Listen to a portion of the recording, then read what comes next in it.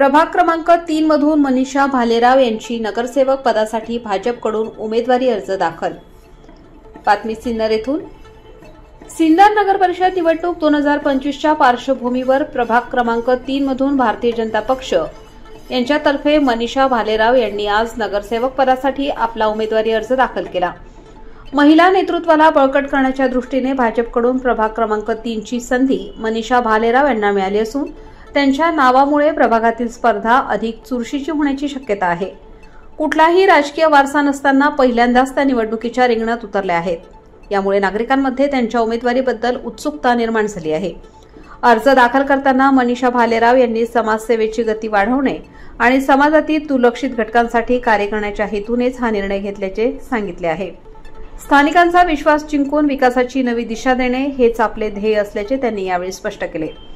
भाजपच्या कार्यकर्त्यांसह अनेक समर्थकांच्या उपस्थितीत त्यांनी उमेदवारी अर्ज भरला असून प्रभागातील मतदारांनी त्यांना दिलेल्या सकारात्मक प्रतिसादाबद्दल त्या आशावादी असल्याचे दिसत आहे। सिन्नर नगर परिषद निवडणूक जसजशी जवळ येत आहे तसतसे विविध पक्षांनी आपले दमदार उमेदवार रिंगणात उतरवले असून प्रभाग क्रमांक 3 मध्ये भालेराव यांच्या उमेदवारीमुळे निवडणूक तापत असल्याचे चित्र आहे। नमस्कार, मी मनीषा भालेराव प्रभाग क्रमांक 3 मधनं उमेदवारी करत आहे। भाजप या पक्षाकडनं कमळ ही माझी निशाणी आहे।